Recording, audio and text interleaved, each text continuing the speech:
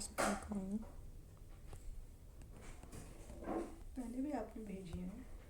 نہیں وہ تو پچھلی دفعہ ہو گئی تھیں. انصار کی محبت پچھلے والے میں آ رہی ہے. چلیں شروع کر لیتے ہیں. السلام علیکم ورحمۃ اللہ نحمدہ ونصلی علی رسولہ الکریم اما بعد فاعوذ باللہ من الشیطان الرجیم بسم اللہ الرحمن الرحیم رب اشرح لی صدری ویسر لی امری واحلل عقدۃ من لسانی یفقہوا قولی. کتاب الایمان ہم پڑھ رہے تھے اور اس میں ہم مختلف اعمال جو ایمان کی نشانی ہیں ان کے بارے میں پڑھ رہے تھے. ٹھیک ہے, تھوڑا سا پیچھے سے ریپیٹ کر لیتے ہیں کہ ایمان کو اگر ایک پودے کی طرح لیا جائے تو ایمان دراصل ایک بیج ہے جس کو دل میں بویا جاتا ہے اور اس کے اوپر پھر اعمال بطور شاخوں کے, پھلوں کے, پھولوں کے کام کرتے ہیں. ٹھیک ہے, اور اس میں پھر یعنی وہ اعمال جو چھوٹے چھوٹے ہمیں رسول اللہ صلی اللہ علیہ وسلم نے بتائے ہیں, جب ہم ان کو اپنی زندگی میں شامل کرتے چلے جاتے ہیں تو ایمان بڑھتا چلا جاتا ہے. ٹھیک ہے, اور اس میں تھوڑا سا پیچھے سے دہرا لیں کہ جیسے نبی صلی اللہ علیہ وسلم نے فرمایا مسلمان وہ ہے جس کی زبان اور ہاتھ سے مسلمان بچے رہیں. ایو الاسلامی افضل میں جیسے تھا کہ کون سا مسلمان افضل ہے, تو فرمایا جس کے ہاتھ اور زبان سے مسلمان بچے رہیں. اطعام الطعام من الاسلام, کھانا کھلانا بھی اسلام کی خصلت ہے. یعنی وہی دیکھیں کہ جو کام ہم زندگی میں کر رہے ہوتے ہیں ان کو صرف ہم نیتیں اپنی اگر خالص کر لیں تو وہ ایمان میں اضافے کا باعث بنتے ہیں اور اللہ کے ہاں اجر و ثواب لکھا جاتا ہے. ٹھیک ہے, اسی طرح یہ بات کہ ایمان میں سے ہے کہ جو انسان اپنے لیے چاہے وہی اپنے بھائی مسلمان کے لیے پسند کرے. تو یہ ایمان کا ایک لٹمس ٹیسٹ ہے کہ جب بھی آپ کسی دوسرے کے لیے کوئی چیز سوچ رہے ہوں یا دیکھ رہے ہوں یا اس کے ساتھ برتاؤ کر رہے ہوں تو دیکھیں کہ کیا وہ برتاؤ آپ کو اپنے لیے پسند ہے. اسی طرح پھر جیسے حدیث نمبر 14 میں ہم نے پڑھا تھا کہ رسول اللہ صلی اللہ علیہ وسلم سے محبت رکھنا ایمان کا ایک جزو ہے. ٹھیک ہے, اور اس میں پھر جب بھی ہمارے سامنے کوئی سنت وغیرہ آئے ہم دیکھیں کہ کیا ہم کسی کی محبت میں اس سنت کو اگنور کرتے ہیں یا ہم اس کو اپنا لیتے ہیں. بعض اوقات خواہش نفس کی محبت ہمیں سنتوں کو فالو نہیں کرنے دیتی, اس کو اپنی زندگی میں شامل نہیں کرنے دیتی. اس کا بھی آسان سا طریقہ ہے کہ ہم کس طرح اس کو چیک کر سکتے ہیں کہ جب آپ کسی سے ملنے جا رہے ہیں یا لوگوں سے تعلقات قائم کر رہے ہیں یا آپ کا جو کھانا پینا ہے, رہنا سہنا ہے, اوڑھنا اٹھنا بیٹھنا ہے, کیا وہ سنت کے مطابق ہے کہ آپ لوگوں کی صحبت میں جا کر سنت سے ہٹ جاتے ہیں. کیونکہ آپ چاہتے ہیں کہ لوگوں جیسا بن جائیں. ٹھیک ہے, تو اس وقت پھر یہ ایمان ہی چیک ہو جاتا ہے کہ اگر ہمیں نبی صلی اللہ علیہ وسلم سے محبت ہے تو کیا ہوگا کہ ہم پھر آپ صلی اللہ علیہ وسلم کی سنتوں کو اپنانے میں جلدی کریں گے اور ان میں محبت محسوس کریں گے. ٹھیک ہے, اور پھر آخری جو ابھی بھی ذکر کی ہم نے کہ حلاوت الایمان, ایمان کا مزہ کیا ہے کہ انسان اللہ اور اس کے رسول کی محبت کو سب سے زیادہ اوپر رکھے. ٹھیک ہے, اور پھر ہم نے یہ پڑھا تھا کہ اگر کوئی شخص اللہ کے لیے کسی سے دوستی رکھے اور اللہ کے لیے ناراضی رکھے تو کیا ہے, ایسے دو اشخاص اللہ کے ہاں عرش کے سائے تلے ہوں گے قیامت والے دن. ٹھیک ہے, اور جب انسان ایمان کو اپنے اندر محسوس کر لیتا ہے تو وہ دوبارہ کافر بننا اس کو اتنا ناگوار ہوتا ہے جیسے آگ میں جھونکا جانا. ٹھیک ہے, آج اگلی حدیث نمبر 17 آپ کو میں نے شیئر کی ہے. جو حدیث آج شیئر کی گئی ہیں انہی کو کھول لیں تاکہ آپ پیچھے والی حدیثوں سے کنفیوز نہ ہوں. حدیث نمبر 17 ہے اور آئی ہے یہ باب, جیسے آپ کو پچھلے دفعہ بتایا تھا. باب کیا ہے, بابن علامت الایمان حب الانصاری, انصار کی محبت ایمان کی نشانی ہے. حدثنا ابو الولید قال حدثنا شعبۃ قال اخبرنی عبداللہ ابن جبر قال سمعت انس عن النبی صلی اللہ علیہ وسلم قال آیت الایمان حب الانصاری و آیت النفاق بغض الانصاری. ہم سے اس حدیث کو ابو الولید نے بیان کیا, ان سے شعبہ نے, انہیں عبداللہ بن جبیر نے خبر دی. وہ کہتے ہیں کہ ہم نے انس بن مالک رضی اللہ عنہ سے اس کو سنا, اور انس بن مالک رسول اللہ صلی اللہ علیہ وسلم سے روایت کرتے ہیں کہ آپ صلی اللہ علیہ وسلم نے فرمایا انصار سے محبت رکھنا ایمان کی نشانی ہے اور انصار سے کینہ رکھنا نفاق کی نشانی ہے. تو یہاں پر ایمان کی ایک اور ہمیں خصلت پتہ چلی کہ ہم اس کو چیک کریں کہ وہ ہمارے اندر ہے تو اس کا مطلب ہے کہ ہمارے اندر ایمان ہے. ٹھیک ہے, اب انصار ہی کی خاص طور پر بات کیوں آئی کہ انصار مدینہ وہ لوگ ہیں جنہوں نے رسول اللہ صلی اللہ علیہ وسلم کو اس وقت پناہ دی جب دین اپنی غربت کی حالت میں تھا, دین اجنبی تھا, دین ایک نئی چیز تھا لوگوں کے لیے. اور مکہ کے جو بڑی بڑی دو آبادیاں تھیں جیسے عرب کی جو آبادیاں تھیں جیسے مکہ ہے اور طائف, یہاں کے لوگ دین کو ٹھکرا چکے تھے. ٹھیک ہے، کیونکہ آپ جانتے ہیں کہ مشرکین مکہ نے بھی نبی صلی اللہ علیہ وسلم کے خلاف ہوئے، اور اسی طرح جب رسول اللہ صلی اللہ علیہ وسلم نے دین کی دعوت کے لیے طائف کی طرف سفر کیا تو وہاں کے بھی جو ملا تھے یعنی جو سردار تھے انہوں نے آپ کے ساتھ وہ سلوک کیا جو کہ یعنی تاریخ میں سب سے اہم واقعہ ہے، اور آپ صلی اللہ علیہ وسلم پر وہ دن بہت بھاری گزرا۔ تو یہ وہ دن تھے جب اسلام کو قبول کرنا اور پھر رسول اللہ صلی اللہ علیہ وسلم کی رسالت کی گواہی دینا، ان کی مدد کرنا، مومنین کی مدد کرنا ایک بہت بڑا جرم تھا، ٹھیک ہے۔ اور ایک قبائلی علاقے میں یعنی ایسی جگہ جہاں پر قبیلوں کی سرپرستی میں انسان محفوظ تصور کیا جاتا تھا، اور انسان تصور نہیں تھا کر سکتا کہ وہ مختلف قبیلوں سے جنگ کرے، تو اس صورتحال میں انصار مدینہ اٹھے اور انہوں نے رسول صلی اللہ علیہ وسلم کو جب مدینہ میں آنے کی دعوت دی تو ان کو بتایا بھی گیا کہ اس وقت جو تم کام کر رہے ہو اور یہ جو بیعت ہونے لگی ہے یہ دراصل تم پورے مکہ کے لوگوں کو اپنے خلاف کرنے والے ہو، ٹھیک ہے۔ تو جن کی قربانیاں بڑی ہوتی ہیں پھر تاریخ میں ان کے لیے بڑے بڑے فضائل بھی ہیں، تو یہاں پر فرما دیا گیا کہ انصار سے محبت رکھنا ایمان کی نشانی ہے، ٹھیک ہے۔ تو ہم دیکھ سکتے ہیں کہ ہمارے اندر ظاہر ہے آج بھی انصار کی کچھ نسلیں موجود ہیں، لیکن اس کے علاوہ وہ لوگ جو دین کی مدد میں آگے بڑھتے ہیں، ہماری ان سے محبتیں اور حمایتیں کیسی ہوتی ہیں۔ بلکہ آج کل صورتحال بالکل ہی الٹ گئی ہے کہ وہ لوگ جو دین کی راہ پر آگے چل رہے ہوتے ہیں، دین کی سرپرستی کے لیے کچھ کر رہے ہوتے ہیں، دین کی مدد میں فعال ہوتے ہیں، تو ان کو الٹا ڈرایا جاتا ہے، ٹھیک ہے۔ اور مسلمانوں میں سے کچھ ایسے گروہ اٹھ کھڑے ہوتے ہیں جو ان کی حوصلہ شکنی کرتے ہیں، ٹھیک ہے، اور بجائے یہ کہ ان کو سپورٹ فراہم کریں، ان کو ان جماعت کا حصہ بنیں، وہ دور ہٹتے ہیں اور دوسروں کو بھی ہٹاتے ہیں۔ اگلی حدیث ہے حدیث نمبر 18۔ حدثنا ابو الیمانی قال اخبرنا شعیب عن الزہری قال اخبرنی ابو ادریس عائذ اللہ ابن عبد اللہ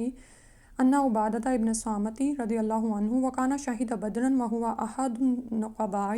لیلۃ العقبۃ ان رسول اللہ صلی اللہ علیہ وسلم، اور اس حدیث میں عبادہ بن صامت جو بدر کی لڑائی میں شریک تھے، شاہدہ بدرن یعنی بدر کی لڑائی میں وہ حاضر ہوئے، اور نقباء یعنی لیلۃ العقبہ کے 12 نقیبوں میں سے تھے، وہ جو سردار اس رات آئے اور انہوں نے رسول صلی اللہ علیہ وسلم سے بیعت کی، تو یہ ان میں سے ایک تھے، اور یہ فرماتے ہیں کہ رسول اللہ صلی اللہ علیہ وسلم نے قالا کہا وَحَوْلَهُ اصحابۃ من اصحابہ، اور ان کے ارد گرد صحابہ کی ایک جماعت بیٹھی ہوئی تھی، بایونی علی اللہ تشرکوا باللہ شیئا ولا تسرقوا ولا تزنوا ولا تقتلوا اولادکم ولا تأتوا ببہتان تفترونہ بین ایدیکم وارجلکم ولا تعصوا فی معروف۔ اور یہاں پر رسول صلی اللہ علیہ وسلم نے ان سے جب بیعت لی تو فرمایا کہ مجھ سے بیعت کرو اس بات پر کہ اللہ کے ساتھ کسی کو شریک نہ کرو گے، ٹھیک ہے۔ یعنی پہلی ہی بات وہ تھی جس پر سارا مکہ خلاف تھا، اسی بات کی تو ان کو سمجھ نہیں آتی تھی کہ ہم اتنے بتوں کی عبادت چھوڑ کے صرف ایک اللہ کی عبادت کیسے کریں اور کیسے مان لیں کہ اللہ تعالیٰ کے اختیارات میں کوئی شریک نہیں ہے۔ تو بیعت پہلی اسی بات پر ہوئی کہ اللہ کے ساتھ کسی کو شریک نہ کرو گے، کیونکہ اب آپ یہ دیکھیں کہ اللہ کو اللہ تو مانتے تھے، رب بھی مانتے تھے، لیکن وہ جب بات آتی تھی کہ اس کے ساتھ کسی کو شریک نہ ٹھہراؤ تو اس وقت کہتے تھے کہ یہ بات نہیں ہم مان سکتے، اور اس پہ حوالہ وہ اپنے باپ دادوں کے مذہب کا دیتے تھے۔ تو دور جدید میں بھی آپ یہ دیکھیں کہ جب ہمارے سامنے کوئی ایسی بات آتی ہے جو ہمیں دین کا کہہ کر پیش کی جاتی ہے، لیکن اس وقت ہم کیوں سوچ میں پڑ جاتے ہیں، کیونکہ ہم نے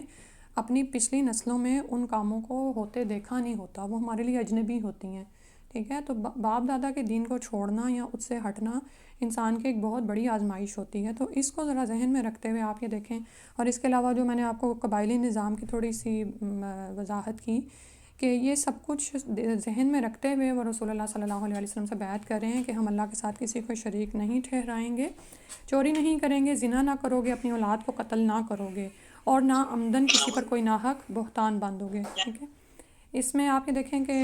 چوری نہ کرنے سے منع کیا گیا، زنا نہ کرنے سے، اور اپنی اولاد کو قتل نہ کرنے سے، کیونکہ آپ جانتے ہیں کہ مشرکین مکہ اور یہاں پر کیا تھا کہ قتل اولاد میں یہ لوگ جیسے بھی ہم دیکھتے ہیں کہ زندہ اولاد کو بھی دفن کر دیتے تھے، اور اس کی کچھ قسمیں آج بھی ہمیں معاشرے میں رائج نظر آتی ہیں، اور ان کو بھی بڑے خوبصورت نام پہنا کر نعوذ باللہ جائز کر دیا جاتا ہے، ٹھیک ہے۔ تو اس پہ دھیان کرنے کی ضرورت ہے۔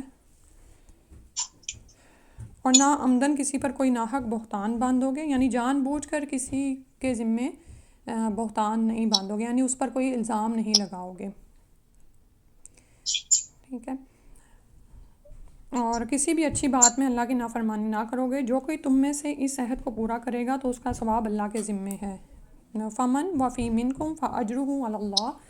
تو جو کوئی بھی تم میں سے اس کو پورا کرے گا اس عہد کو، فاجرہ علی اللہ، تو اس کا اجر یعنی ثواب اللہ کے ذمے ہے۔ آپ نا میوٹ کر لیں پلیز۔ ومن اصواب من ذالک شیئا فعوقب فی الدنیا فہو کفارۃ لہ، اور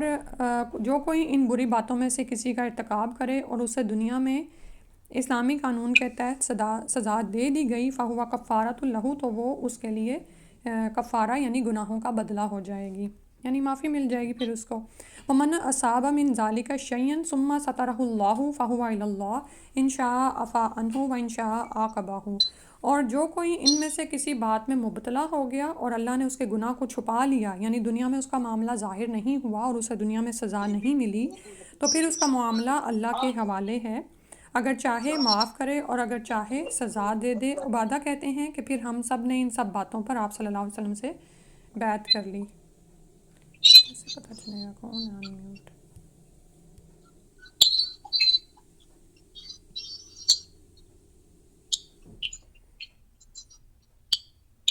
کیسے پتہ چلے گا؟ اوہ، ان کو نکال لیں۔ اچھا، اب یہاں پر آپ یہ دیکھیں ذرا کہ اس میں نا بعض اوقات ہم جو بات پوچھتے ہیں اس کا بھی ایک حل یہاں پر ہمیں نظر آ رہا ہے کہ اگر کوئی شخص دنیا میں کوئی گناہ کرتا ہے اور وہ اس وقت پکڑ سے محفوظ رہ جاتا ہے، تو بعد میں وہ لوگ سم ٹائم جب ان کو اپنے گناہ کا خیال آتا ہے تو وہ پوچھتے ہیں کہ اب ہم کیا کریں، ٹھیک ہے۔ تو اسی کا جواب یہاں پر آ رہا ہے کہ اگر کوئی گناہ لوگوں سے پوشیدہ رہ جائے اور گورنمنٹ سے بھی پوشیدہ رہ جائے اور اس کی سزا نہ ملے، تو پھر اس کا معاملہ اللہ کے سپرد ہوگا، ٹھیک ہے۔ اگر تو وہ گناہ پر توبہ کر لیتا ہے اور اللہ ہی جانتا ہے کہ اس نے یہ گناہ کیا تھا کیونکہ اللہ نے اس کا گناہ چھپا لیا، تو پھر اس کا معاملہ اللہ کے حوالے ہے، اگر چاہے تو معاف کر دے اور چاہے تو سزا دے۔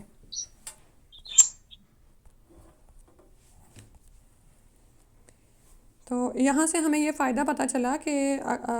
اگر کبھی آپ کو بعد میں اپنے گناہ کا احساس ہو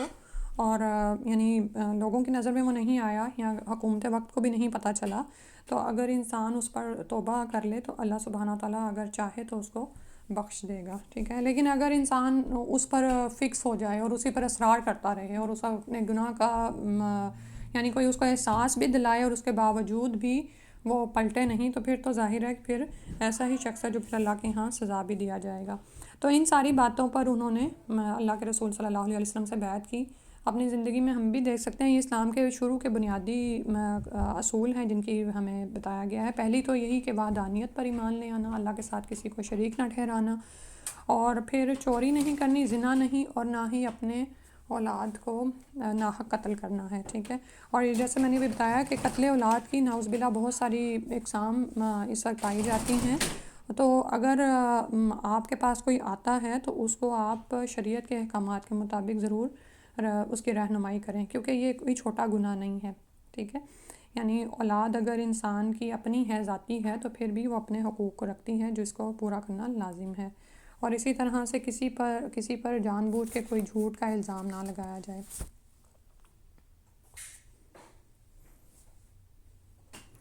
حدیث نمبر 19 ہے، اور ہاں اس میں ایک اور بات انہوں نے فائدے کے طور پر لکھی ہوئی ہے کہ حد شرعی قائم ہونے سے گناہ اتر جاتا ہے، ٹھیک ہے، کیونکہ پیچھے ہم دیکھتے ہیں کہ جس کا یہ گناہ دنیا میں ظاہر ہو جائے اور اللہ سبحانہ تعالیٰ اس کو معاف کر دے تو پھر وہ اس کے لیے کفارہ بن جاتا ہے، ٹھیک ہے۔ حدیث نمبر یہاں پر میرے پاس 19 آ رہی ہے۔ حدثنا عبداللہ ابن مسلمۃ عن مالک عن عبد الرحمن ابن عبداللہ ابن عبد الرحمن ابن ابی سعسعۃ عن ابیہ عن ابی سعید الخدری انہ قال قال رسول اللہ صلی اللہ علیہ وسلم، اور یہ والی حدیث جو ہیں عبداللہ بن ابی سعسع اپنے باپ سے اور وہ ابو سعید خدری سے نقل کرتے ہیں، رسول اللہ صلی اللہ علیہ وسلم نے فرمایا یوشکو ان یکون خیر مال المسلمی غنم، قریب ہے کہ یعنی وہ وقت قریب ہے کہ جب مسلمان کا سب سے عمدہ مال اس کی بکریاں ہوں گی، غنمن بکریاں ہوں گی، یتبع بہا شعاف الجبالی، وہ ان کے پیچھے پہاڑوں کی چوٹیوں پر، مواقع القطری اور برساتی وادیوں میں جائے گا، یفر بدینہ من الفتن، تاکہ فتنوں سے اپنے دین کو بچا سکے. ٹھیک ہے، تو بالکل یعنی اخیر فتنوں کے دور کی طرف نشاندہی کی گئی ہے. اور یہاں پر بھی ایمان کے باب میں چونکہ یہ حدیث آ رہی ہے تو مطلب یہ ہے کہ ایمان کی اہمیت کیا ہے. یعنی جب فتنوں کا ایسا دور آئے تو انسان کو ہوش کے ناخن لینے چاہیے اور اس کو سوچنا چاہیے کہ ایمان ایک ایسی چیز ہے، اتنی قیمتی دولت ہے کہ اس کو بچانے کے لیے اس کو ساری دنیا بھی قربان کرنی پڑے تو وہ کر جائے. جیسے آج جمعے کا دن ہے اور ہم سورہ کہف پڑھتے ہیں تو اس میں ہم یہی سیکھتے ہیں کہ اصحاب کہف نے بھی یہی کیا تھا، اور وہ کوئی بوڑھے لوگ نہیں تھے، وہ جوان لوگ تھے، اور جوان کے علاوہ غریب بھی نہیں تھے. وہ اپنے معاشرے میں، اپنی سوسائٹی میں ایلیٹ کلاس جانے جاتے تھے. جیسے آپ کہہ سکتے ہیں نا کہ اپر کلاس کے جوان جو بچے ہوتے ہیں آج کل کے آپ دیکھ لیں، ٹھیک ہے، شاذ ہی کوئی ایسا ملے گا جو اس طرح کا ایمان ظاہر کرے. اور یہ سارے لوگ، اور وہ کوئی پہلے سے دوست نہیں تھے، لیکن جب وہ ایمان پر قائم ہوئے تو سب اکٹھے ہو گئے اور انہوں نے پھر یہ چاہا کہ ہم اپنے ایمان کو لے کر کہیں چھپ جائیں. ٹھیک ہے، جب میں یہ حدیث پڑھتی ہوں تو مجھے یہ والی وہ یاد آتی ہے کہ وہ پہاڑوں میں جا چھپے تھے. ٹھیک ہے، پہاڑ میں، اور وہ نہیں جانتے تھے کہ ہم پہاڑ میں چھپیں گے اور وہاں پر اللہ سبحانہ وتعالیٰ ہمیں اتنی صدیوں کی نیند دے دیں گے. لیکن سبحان اللہ جب وہ اپنے دین پر قائم ہو گئے تو اللہ سبحانہ وتعالیٰ نے کس طرح سے ان کی مدد فرمائی. اور پھر یہ کہ ایک ایسی کتاب جو قیامت تک پڑھی جانے والی تھی اس میں ان کا ذکر فرمایا. سبحان اللہ، یعنی اتنی فضیلت. تو اور وہ نہیں جانتے تھے کہ یہ سب کچھ ہوگا. ٹھیک ہے، وہ صرف اپنے دین کو بچانے کے لیے اس پہاڑ کی کھو میں چلے گئے تھے،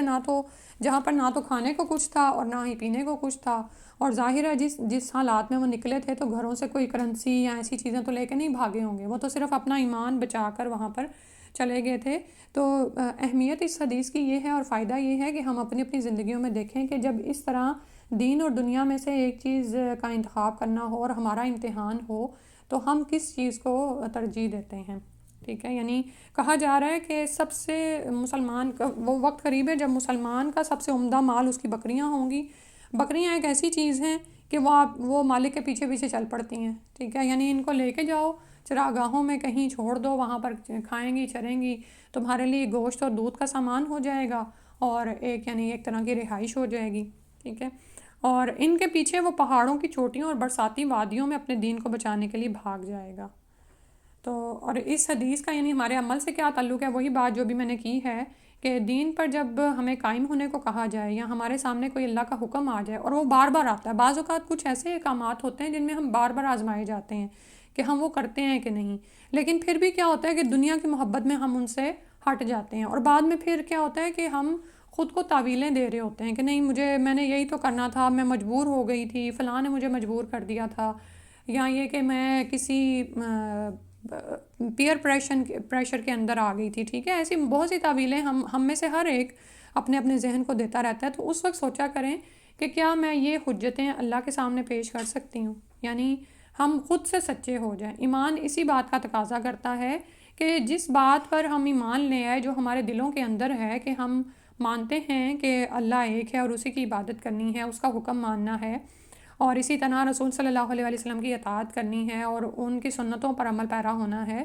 تو یہ رب سے سچے ہونا ہے کہ ہم اپنی زندگیوں میں دیکھیں کہ جب کوئی امتحان آتا ہے تو اس وقت ہم کیا کر رہے ہوتے ہیں. ٹھیک ہے،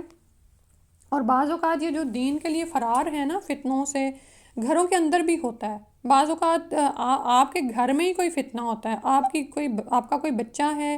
آپ کا زوج ہے، یا آپ کے والدین میں سے کوئی نہ کوئی ایسا شخص بھی ہو سکتا ہے، کیونکہ ہم میں سے ہر ایک، اللہ تعالیٰ نے کیا فرمایا کہ تم میں سے بعض کو بعض کے لیے فتنہ بنایا گیا ہے. تو وہاں پر فرمایا سورہ الفرقان کی ہی آیت ہے شاید کہ اتصبرون، کیا تم صبر کرو گے؟ یعنی کہ اب دیکھیں نا، اپنے پیاروں سے بھاگا نہیں جا سکتا. ٹھیک ہے، لیکن فور دا ٹائم بینگ آپ ان سے کنارہ کشی اختیار کر سکتے ہیں. لیکن اسی طرح اگر یہ معاملہ آپ کو باہر پیش آتا ہے، یعنی اگر آپ کو کوئی نوکری ایسی مل گئی جہاں پر روزانہ ہی آپ کا کوئی فرض مس ہو رہا ہے، یا یہ کہ تھوڑے سے زیادہ پیسوں کے لالچ میں اب آپ نے ایک اچھی بھلی ایسی نوکری کو خیر بات کہہ دیا جس کے ساتھ ساتھ آپ اپنا دین چلا رہے تھے، ٹھیک ہے، لیکن اب اس چیز میں کتنے ہی لوگ پھنستے چلے جا رہے ہیں کہ صرف تھوڑے سے ڈالرز کے فرق سے وہ اپنی اچھی بھلی ایک ایسی نوکری جس میں ان کو اپنی صحت اور ایمان اچھے طور پر مل رہا ہوتا ہے وہ چھوڑ دیتے ہیں اور کسی ایسی جگہ پہ جا پڑتے ہیں جہاں پر نمازوں کے لیے ان کو فرصت نہیں ملتی ہے، ٹھیک ہے۔ تو یہ بھی دراصل کیا ہے کہ جب انسان کے دل میں ایمان آتا ہے نا تو پھر وہ کوشش کرتا ہے کہ کسی طرح سے اس ایمان کو بچا لے، چاہے اسے بھاگنا ہی پڑے۔ اسی طرح اگر گھروں کے اندر بھی آپ کسی چیز سے بچوں کو منع کرتے ہیں یا کچھ کرتے ہیں لیکن اس کے باوجود وہ منع نہیں ہوتے، باز نہیں آتے اور جوان ہو چکے ہیں، تو پھر آپ اس وقت جب وہ خاص اس عمل میں مبتلا ہیں تو آپ ان کو تنہا چھوڑیں گے، وہاں سے فرار اختیار کریں گے۔ اسی طرح بعض اوقات آپ کسی ایسی محفل میں جا پھنستے ہیں جہاں سے نکلنا آپ کے لیے مشکل ہوتا ہے اور وہ لوگ صریحاً دین کا مذاق اڑا رہے ہوتے ہیں، تو اس وقت بھی کیا کرنا ہے کہ ان کو چھوڑ کر ان سے علیحدہ ہو جائیں یہاں تک کہ وہ اپنی بات کو بدل دیں۔ اس کے بعد ہے باب اس کا یہ ہے کہ قول نبی صلی اللہ علیہ وآلہ وسلم، رسول اللہ صلی اللہ علیہ وآلہ وسلم کا یہ فرمان، انا اعلمکم باللہ، کہ میں تم سب کو سب سے زیادہ اللہ تعالیٰ کو جانتا ہوں، وَأَنَّ الْمَعْرِفَةَ فعل القلبی، اور یہ کہ معرفت یعنی اللہ تعالیٰ کے کون ہیں، ان کی عظمت اور قدرت کیا ہے، یہ ایک دل کا فعل ہے، لقول اللہ تعالیٰ، اللہ کے اس ارشاد کے مطابق، وَلَٰكِن يُؤَاخِذُكُم بِمَا كَسَبَتْ قُلُوبُكُم، کہ اللہ تم کو پکڑے گا ان قسموں پر جو تمہارے دلوں نے جان بوجھ کر کھائی ہیں، ٹھیک ہے۔ اب اس کو پھر دیکھ لیتے ہیں کہ باب کیا ہے، یعنی چیپٹر کیا ہے، اور یہ دراصل ایمان ہی کے بارے میں ہے۔ وہ اسی بات کو دہرا لیں کہ ایمان کا بیج چونکہ دل کے اندر ہے، اور یہاں پر اللہ سبحانہ وتعالیٰ کا یہ فرمانا کہ جو قسمیں تمہارے دلوں نے کھائی ہوں، یعنی اس پر پکی قسمیں تم اپنے دل کے مکمل ارادے کے ساتھ ان پر قائم ہو تو ان پر پکڑ ہوگی، اور دلوں کا حال کون جانتا ہے؟ اللہ سبحانہ وتعالیٰ جانتے ہیں، ٹھیک ہے۔ اور آپ صلی اللہ علیہ وسلم یہاں پر کیا فرما رہے ہیں؟ انا اعلمکم باللہ، کہ میں تم سب سے زیادہ اللہ کو جاننے والا ہوں، یعنی مجھے سب سے زیادہ اللہ کی معرفت ہے، ٹھیک ہے۔ تو کچھ جیسے میں آپ کو بتا رہی تھی کہ جب انسان ایمان لے آتا ہے تو اس کے بعد پھر وہ اپنے اعضاء کے ساتھ اعمال کرتا ہے، ٹھیک ہے۔ تو یہ تو ظاہری اعمال ہیں جو ہم دوسروں کو بھی نظر آ رہے ہوتے ہیں۔ کوئی انسان عبادت کر رہا ہے تو وہ جو خاص ریچول ہے، جو خاص آپ یعنی کہ قعدہ ہے یا قیام ہے یا رکوع و سجود کر رہے ہیں، تشہد میں بیٹھے ہیں، یہ سب کچھ نظر آ رہا ہوتا ہے، لیکن کچھ اعمال ایسے ہیں جو دل کے ہوتے ہیں۔ اب یعنی آپ حیرت ہو رہی ہوگی، دل بھی عمل کرتا ہے، ہاں، جب دل استقامت پر آتا ہے اور ثابت قدمی دکھاتا ہے تو دل کو عمل کرنا پڑتا ہے، ٹھیک ہے۔ آپ یہ دیکھیں کہ خشوع جو ہے وہ نماز کے رکن میں سے ہے، اور خشوع کہاں ہوتا ہے؟ دل کے اندر ہوتا ہے۔ اور خشوع کیسے قائم ہوتا ہے؟ اس کے لیے باقاعدہ شعوری کوشش کرنی پڑتی ہے کہ میں اس وقت اللہ کے آگے کھڑی ہوئی ہوں اور اللہ کی عظمت اور قدرت انسان دل میں لاتے ہوئے اپنی عاجزی کو محسوس کرتا ہے، ٹھیک ہے۔ اور یہ نماز کا رکن ہے، اگر آپ شعوری طور پر نماز میں حاضر نہیں ہیں تو آپ کی نماز قبول نہیں ہوگی نا، کیونکہ آپ نے نماز کا ایک رکن چھوڑ دیا، اور یہ رکن کون سا ہے؟ قلبی رکن ہے، یہ دل کا معاملہ ہے، ٹھیک ہے۔ اسی لیے بظاہر دو لوگ ایک جیسی نماز پڑھ رہے ہیں لیکن ان میں سے کوئی 10 حصے حاصل کرتا ہے، کوئی 9، کوئی اس طرح کرتے کرتے کوئی اپنی نماز میں سے صرف 10 میں سے آدھا حصہ پاتا ہے، یعنی 0.5، اور یہ سب کچھ کس کو پتہ ہے؟ صرف اللہ سبحانہ وتعالیٰ کو۔ تو اور پھر یہ کہ یہ ایمان کا حصہ ہے کہ انسان اللہ کی معرفت حاصل کرے، ٹھیک ہے۔ اور اللہ کی معرفت کیا ہے؟ جب اس کے اسماء کے بارے میں ہم جانیں گے، اس کا علم حاصل کریں گے تو ہمیں پتہ چلے گا کہ بھئی اللہ سبحانہ تعالیٰ سنتے ہیں، دیکھتے ہیں، ہم جہاں بھی ہوتے ہیں اللہ تعالیٰ ہماری خبر رکھتے ہیں، اور پھر یہ کہ جو ہم دل میں سوچ رہے ہوتے ہیں اللہ تعالیٰ اس کی بھی خبر رکھتے ہیں۔ اسی لیے تو پھر وہ قسمیں جو ہمارے دل پکی طور پر کھا لیتے ہیں ان پر بھی پھر پکڑ آتی ہے، ٹھیک ہے۔ اور اب حدیث دیکھ لیتے ہیں۔ حدثنا محمد ابن سلام قال اخبرنا عبدۃ عن ہشام عن ابیہ عن عائشہ قالت کان رسول اللہ صلی اللہ علیہ وآلہ وسلم اذا امرہم من الاعمال بما یطیقون۔ عائشہ رضی اللہ عنہ فرماتی ہیں کہ رسول اللہ صلی اللہ علیہ وآلہ وسلم لوگوں کو کسی کام کا حکم دیتے تو وہ ایسا ہی کام ہوتا جس کے کرنے کی لوگوں میں طاقت ہوتی۔ قالو تو صحابہ نے کہا انا لسنا کہی عتیقہ یا رسول اللہ، کہ اے اللہ کے رسول صلی اللہ علیہ وآلہ وسلم ہم آپ جیسے نہیں ہیں۔ ان اللہ قد غفر لک ما تقدم من ذنبک وما تأخر، بے شک اللہ سبحانہ و تعالیٰ نے تو آپ کی اگلی پچھلی تمام لغزشیں یعنی گناہ معاف فرما دیے ہیں۔ فیغضب حتی یعرف الغضب فی وجہہ، تو رسول اللہ صلی اللہ علیہ وآلہ وسلم اس بات پر ناراض ہوئے حتیٰ کہ خفگی یعنی ناراضگی آپ کے چہرے سے ظاہر ہونے لگی۔ ثم یقولو، پھر آپ صلی اللہ علیہ وآلہ وسلم نے فرمایا انا اتقاکم واعلمکم باللہ انا، کہ بے شک میں تم میں سب سے زیادہ اللہ سے ڈرنے والا اور تم سب سے زیادہ اسے جاننے والا ہوں۔ ٹھیک ہے، اب یہاں پر اس حدیث کو سمجھ لیتے ہیں کہ رسول اللہ صلی اللہ علیہ وآلہ وسلم نے صحابہ کو انہی اعمال کا حکم دیا جس کی ہم میں استطاعت ہے۔ ٹھیک ہے، اور قرآن میں بھی آتا ہے نا کہ واتقوا اللہ ما استطعتم، کہ اللہ کا تقوی اختیار کرو جتنی تم استطاعت رکھتے ہو، کیونکہ کیا ہوتا ہے کہ بعض اوقات ہم خود پر بیجا پابندیاں عائد کرتے ہیں اور بیجا اپنے ساتھ کمٹمنٹس کر لیتے ہیں۔ ابھی جو آیا نا کہ وہ پکی قسمیں جو تم اپنے ساتھ کھا لیتے ہو دلوں میں اور پھر اس کو نبھا نہیں پاتے تو پھر پکڑ تو آئے گی۔ ٹھیک ہے، تو ہم میں سے بعض اوقات کیا ہوتا ہے کہ جب ہم دین پڑھنا شروع کرتے ہیں نا تو ہم اعتدال پہ قائم نہیں رہتے، ہم بہت کچھ کرنا چاہتے ہیں اور اس بہت کچھ کرنے کے چکروں میں بعض اوقات ہم اپنا اخلاق خراب کرتے ہیں، بعض اوقات مباح یعنی کچھ ایسے اعمال اپنی زندگی میں شامل کرنا چاہتے ہیں جس کی وجہ سے فرائض ہماری زندگیوں سے چھوٹنے لگتے ہیں۔ تو یہاں پر صحابہ نے جو فرمایا کہ یا رسول اللہ آپ کے تو اگلے پچھلے تمام گناہ معاف ہو گئے ہیں، ان کے کہنے کا مطلب یہ تھا کہ ہم بہت زیادہ گناہ گار ہیں، ہم آپ کے مرتبے کو نہیں پہنچے ہوئے، تو ہمیں کچھ اس سے بڑھ کر اعمال بتائیے، سکھائیے۔ تو نبی صلی اللہ علیہ وسلم اس بات پر بہت ناراض ہوئے۔ ٹھیک ہے، اس سے کیا سمجھ آ رہی ہے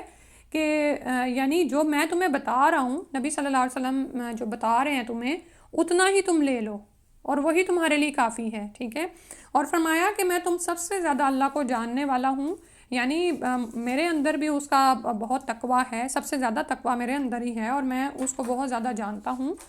تو بس تم انہی اعمال پر اگر استقامت اختیار کر لو گے تو یہ بھی کافی ہے تمہارے لیے۔ ٹھیک ہے، اور اس میں وہ حدیث بھی یاد کر لینا کہ نبی صلی اللہ علیہ وسلم کے علم میں آیا تھا کہ اس طرح ایک صحابی نے کہا کہ میں ساری رات قیام کروں گا، میں سوؤں گا نہیں، اور ایک صحابی نے کہا میں ساری رات عبادت میں سارا دن روزہ رکھوں گا، اور ایک نے کہا کہ میں شادی نہیں کبھی زندگی میں کروں گا۔ تو نبی صلی اللہ علیہ وسلم اس بات پر ناراض ہوئے تھے، تو کیونکہ ہم خود پر وہ چیزیں لازم نہ کریں جو ہماری فطرت میں ہی شامل نہیں ہیں، ہم یہ نہیں کر سکتے ہیں۔ ہمیں جو اللہ سبحانہ تعالیٰ نے پیدا فرمایا ہے، اللہ ہی ہمیں سب سے بڑھ کر جانتے ہیں، تو جو عبادات اللہ نے ہمارے لیے مقرر کی ہیں صرف انہی پر انشاءاللہ قائم رہیں۔ اور اگلی حدیث نمبر 21 تک آپ سے شیئر کی تھی، وہ بھی پڑھ لیتے ہیں۔ حدثنا سلیمان ابن حرب قال حدثنا شعبۃ عن قتادہ عن انس عن النبی صلی اللہ علیہ وسلم قال ثلاث من کنا فیہ وجد حلاوۃ الایمان، یعنی 3 باتیں ایسی ہیں، آپ صلی اللہ علیہ وسلم نے فرمایا جس شخص میں یہ 3 باتیں ہوں گی وہ ایمان کا مزہ پا لے گا۔ من کان اللہ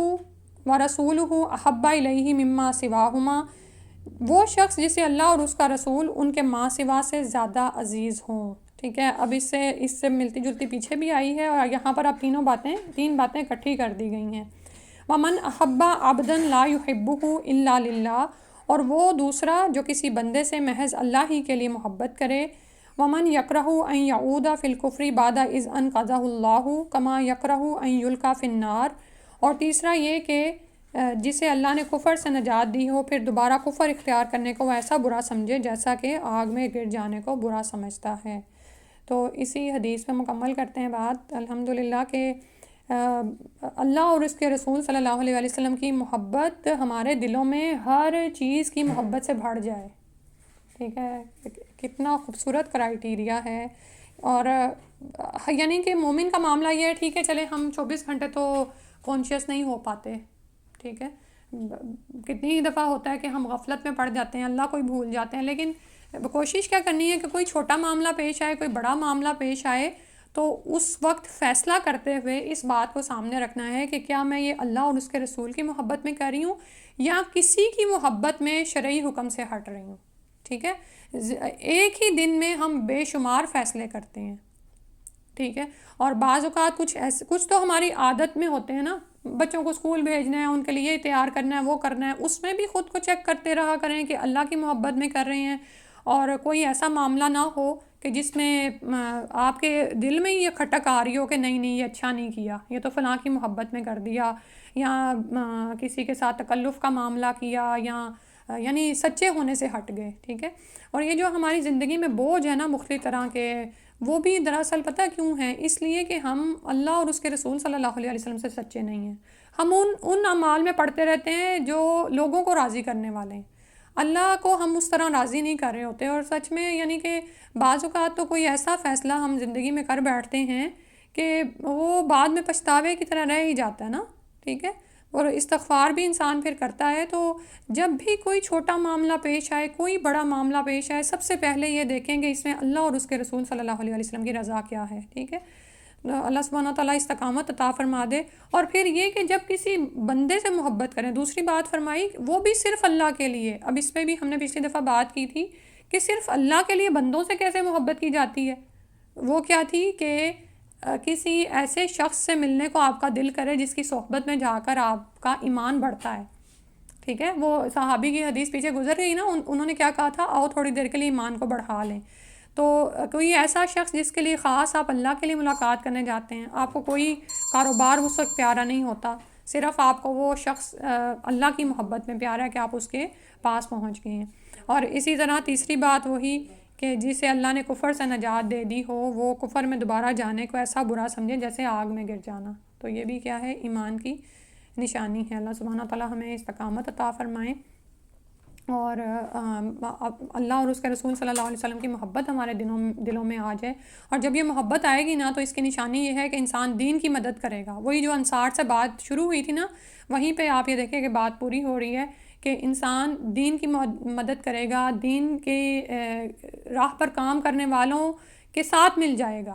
ان سے پنگا نہیں کرے گا، ان سے مخالفت میں نہیں پڑے گا، قول اور فعل سے، اور آپ صلی اللہ علیہ وسلم کی شریعت کی حمایت کرے گا، اور اسلام کے مخالفین جو اسلام پر اعتراض کریں گے ان کا جواب دے گا،